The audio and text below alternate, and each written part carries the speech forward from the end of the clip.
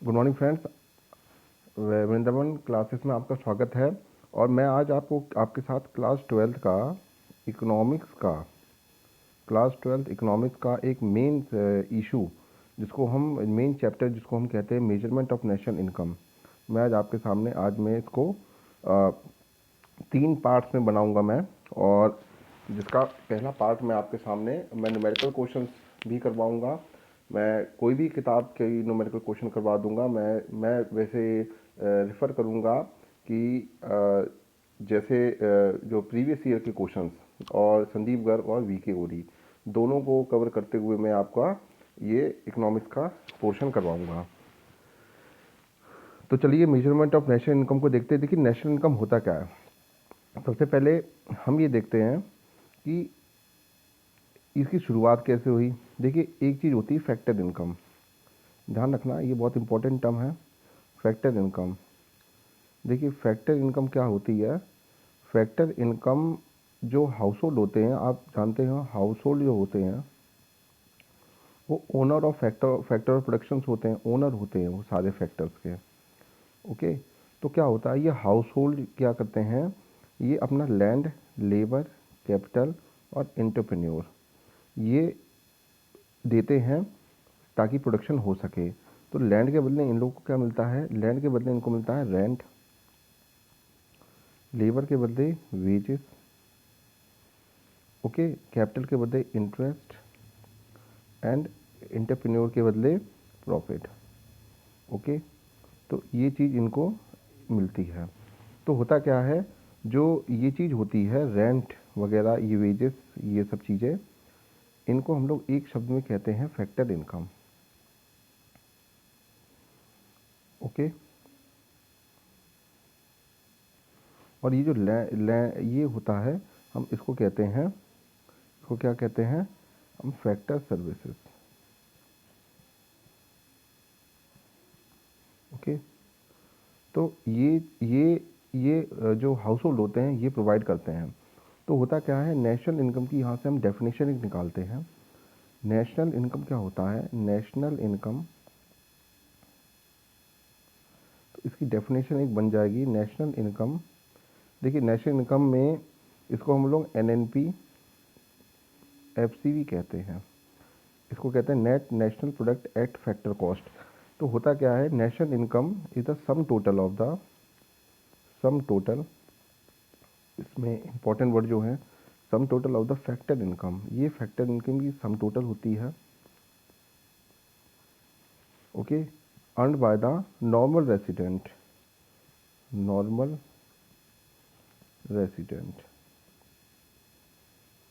Okay, ये normal resident कमाते हैं और ये रेंडर करते हैं, ये क्या करते हैं, फैक्टर सर्विसेज को रेंडर करते हैं।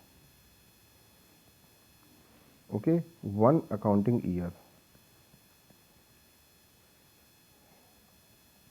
तो हम लोग की डेफिनेशन बन रही है, it refer to the sum total of the factor income earned by the normal resident of a country by rendering factor services.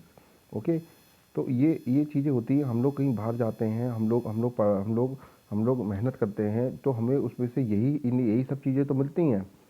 अब होता क्या है कि अब मेजरमेंट की बात करें, भारत का भारत का जो इतिहास है इस मेजरमेंट को लेकर, हम पहले हिस्ट्री इसकी देखते हैं। हिस्ट्री क्या बोलती है।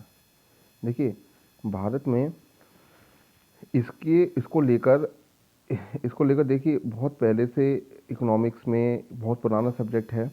ओके, लेकिन यहाँ पर क्या है, एक इंसान थे दादा भाई नौरोजी, ये बहुत पढ़े लिखे इंसान थे। ओके, दादा भाई नौरोजी,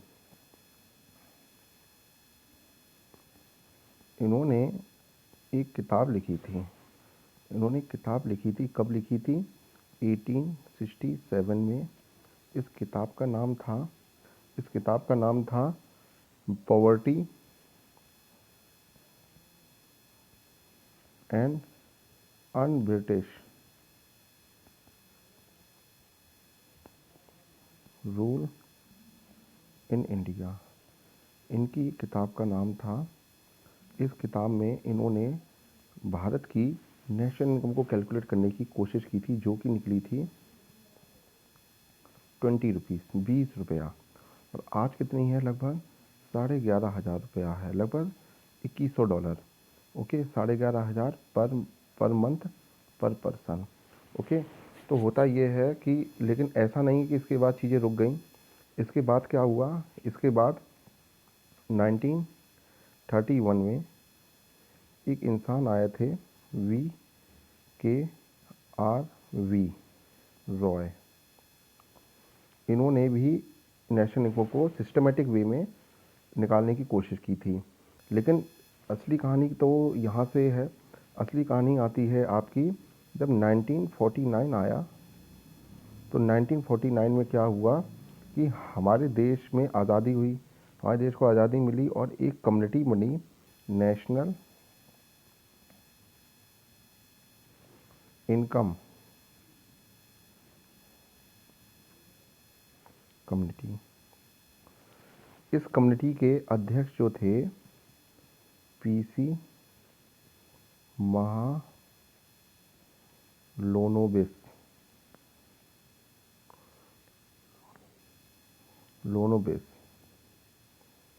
ये पीसी महालोनोबिस उसके अध्यक्ष थे और ये इसके चेयरमैन थे। लेकिन यहाँ चीज़ ख़त्म नहीं हुई। ये पीसी महालोनोबिस, हम लोग इनको फादर ऑफ इंडियन स्टैटिक्स भी कहते हैं। फादर ऑफ इंडियन स्टैटिक्स भी इनको हम इस नाम से भी जानते हैं। होता क्या है, 1951 में इसका नाम बदल गया, इसका नेशनल इनकम कम्युनिटी का नाम बदला और ये बन गई CSO। तो आज से आपको कोई पूछेगा कि भारत का नेशनल इनकम कौन कैलकुलेट करता है? हम लोग का CSO। इसका फुल फॉर्म क्या है? सेंट्रल स्टैटिकल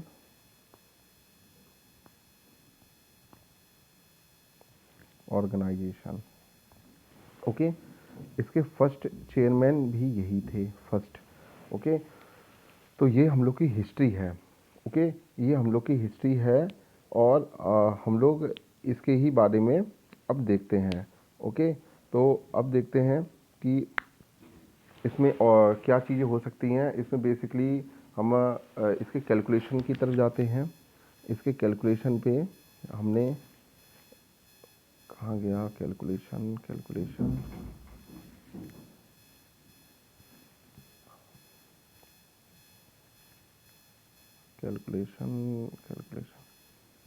इसकी मेथड यहीं तो था। हाँ, ये मिल गया। देखिए क्या होता है कि बेसिकली हम इस चैप्टर में हम ये 3 मेथड्स को कवर करेंगे। इन 3 मेथड्स के थ्रू हम लोग नेशनल इनकम कैलकुलेट करना समझेंगे। देखिए क्या होता है कि एक इकोनॉमी में 3 चीज़ें होती हैं। हम लोग देखिए, हम लोग फैक्ट्री में जाते हैं, कहीं काम करते हैं, कोई प्रोडक्शन करते हैं। प्रोडक्शन गुड का भी हो सकता है, सर्विसेज का भी हो सकता है, प्रोडक्शन होता है। ओके, प्रोडक्शन, फिर हम उसमें से इनकम कमाते हैं। ओके ओके, प्रोडक्ट, और उस इनकम को करते हैं खर्च। तो यही 3 तरीके हैं। एक तो प्रोडक्शन के थ्रू निकाल लेंगे हम, इनकम के थ्रू निकाल लेंगे, या एक्सपेंडिचर के थ्रू। तो 3 मेथड ऐसे ही बने हैं। Value edit method. अभी वैल्यू एडिट मेथड होता क्या है, अब मैं इसको आप समझाता हूँ। देखिए मान लीजिए कोई लकड़ी है, ठीक है। लकड़ी को भाई पेड़ से कोई आदमी ही काटेगा, ठीक है। लकड़ी को पेड़ से आदमी ने काटा, उस समय, उससे पहले इसकी वैल्यू 0 थी। ओके, अब इस आदमी ने एक आदमी को ये लकड़ी बेची। ये बड़ी लकड़ी थी, इसको काटने के लिए बेची। इसको आरा मशीन कहते हैं। तो वो बड़ी लकड़ी को छोटे छोटे भाग में डिवाइड कर देती है। ये लकड़ी, ये भाई छोटे छोटे भागों में डिवाइड हो गई। ओके, तो क्या होता है कि ये लकड़ी जब छोटे छोटे भागों में डिवाइड हुई तो इसकी कीमत हो गई 100 रुपया। अब इस लकड़ी को अब ये छोटे छोटे भागों में डिवाइड हुई है। अब ये फिर और जाती है और ये एक शेप ले लेती है। एक आदमी ने और लिया, इसने इसको 150 में बेचा। क्या होता है फिर? क्या होता है, ये हम लोग जो कारपेंटर बोलते हैं, उसने भाई उस लकड़ी का क्या बनाया? दरवाज़ा बनाया उसने। इसने इसको 200 में बेचा। ओके, अब ये आखिरी में आके क्या होता है, ये कस्टमर इसको ले जाता है। हम लोग 250 में ले गया, 50 रुपये। तो क्या हुआ, सबने अपनी मेहनत का कुछ रुपए ऐड किया। इसमें देखिए इसने 100 रुपये ऐड किया, इसमें इसने 50 किया, इसमें 50 किया, इसमें 50 किया। इन सबको अगर प्लस करते हैं तो ये कितना बन जाता है 250, 250। ओके, तो इसी कॉन्सेप्ट पे ये चीज़ बेस है। ओके, इसी पे ये चीज़ बेस है। तो क्या होता है कि वैल्यू एडिड क्या होता है, वैल्यू एडिड मेथड क्या होता है, इससे हमें जो चीज़ वैल्यू निकलती है इस फॉर्मूले से हमें आंसर मिलता है GDP-MP, जिसको हम लोग GVAB कहते हैं, ग्रॉस वैल्यू एडिड। तो value of output minus intermediate consumption. देखिए इंटरमीडिएट कंजप्शन मतलब होता है इसकी एक तरीके से कॉस्ट, इसकी कॉस्ट को वहाँ से माइनस कर देते हैं। ओके, कितना वैल्यू एडिशन हुआ उसी को लेते हैं।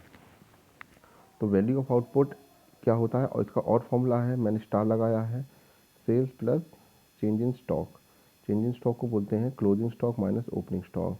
तो इस फॉर्मूले से हम लोग को क्या मिल जाता है, इस फॉर्मूले से हम लोग को एक चीज़ मिल जाती है, उसको कहते हैं ग्रॉस वैल्यू एडेड या GDP।